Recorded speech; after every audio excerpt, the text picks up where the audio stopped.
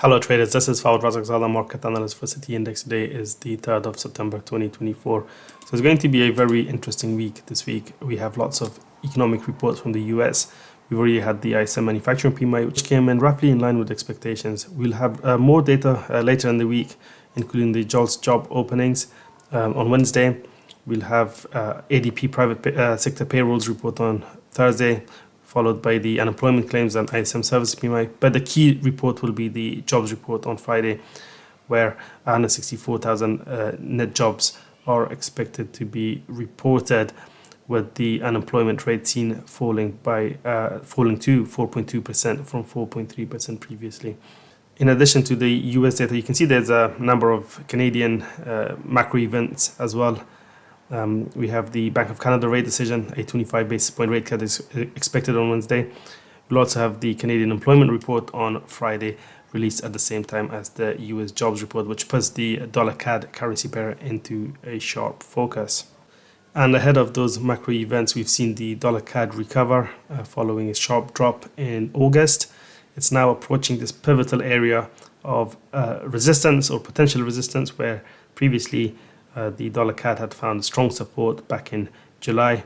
That rally then faltered in August before rates broke back below that area, and now we are approaching that zone from underneath. In addition to this area being previously support and resistance, we have the 200-day moving average as well as the 21-day exponential moving average, both converging within this area between 135.70-ish to 136. That's a pivotal area to watch this week. In terms of support, 134.85 to 135 now is going to be important. This level being the base of the breakout today. So it could offer some support if we get back to this level. But essentially the trend is bearish, and if we see further weakness in US data, then that could certainly send the dollar CAD further lower than we've seen so far this summer. Another major currency pair to watch is the dollar yen, which is weaker today, despite the US dollar being stronger against other currencies. This is in part driven by hawkish comments from the Bank of Japan's governor.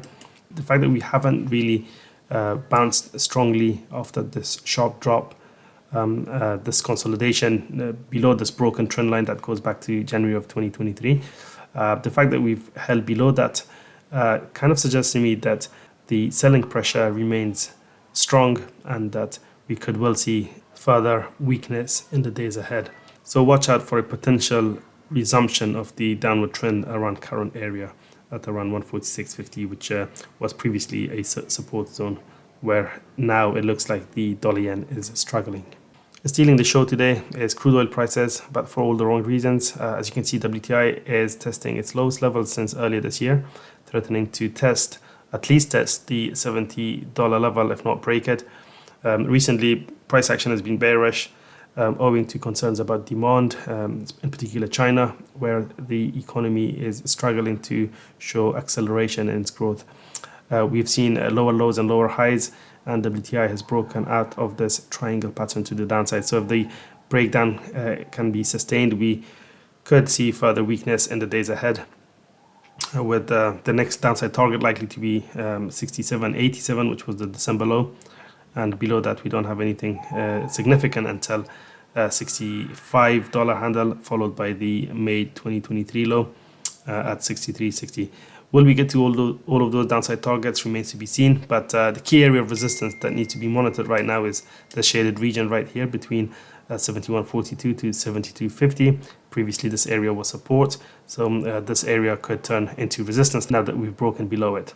However, if crude oil prices manage to reclaim this area and rise back above the trend line, then that would be a false breakout scenario, in which case we could see oil prices go back up towards the 200-day moving average. So how oil prices close today's session is going to be very important in determining the technical trend direction for the next couple of days.